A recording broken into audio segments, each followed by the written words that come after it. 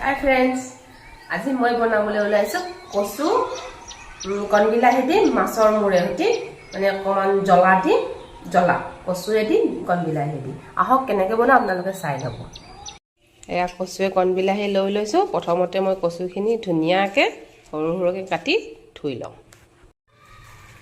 আমি এতিয়া কচুখিনি কাটি ধুই হৈ গ'ল। কুকাৰ এটাত ভৰাই চিটি দুটি মৰাই লওঁ।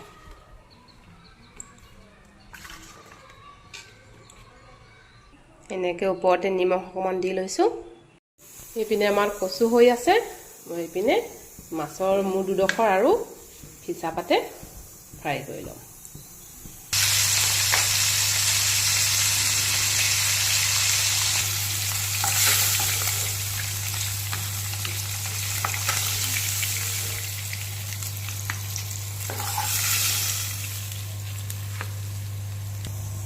তেলতে পাঁচফোৰণ কেইটামান,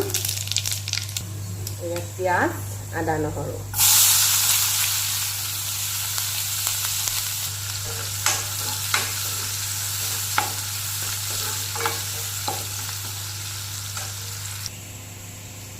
আৰু কচুত বীজ জলকীয়া তিনিটো নহ'বই। দেখিছেনে মোৰ গেছৰ ষ্টভৰ ওচৰত এয়া বীজ জলকীয়া লাগি আছে।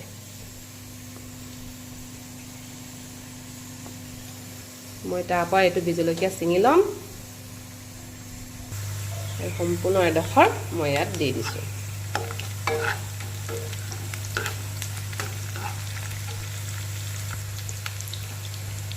এতিয়া দিম কণবিলাহী,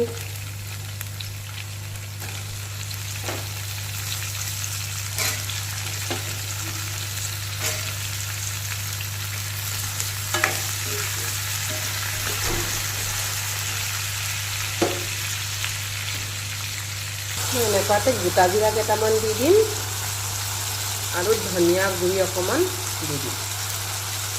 আনি মই এতিয়া এনেকুৱাতে মাছখিনি দি দিম। মাছখিনি দি ধুনীয়াকৈ লৰাই থাকিম। এতিয়া নিমখ, এতিয়া এনেকুৱাতে বইল হোৱা কচুখিনি দি দিম।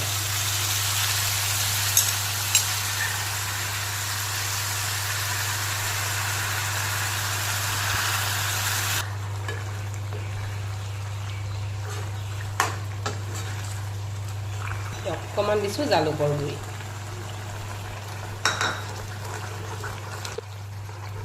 এয়া দেখিছেনে কচু কণবিলাহী মাছৰ জলকীয়া সম্পূৰ্ণ ৰেডি।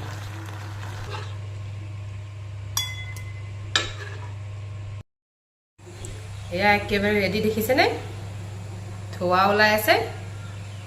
আপোনালোকেও ট্ৰাই কৰি চাব। আজিলৈ এৰিছোঁ।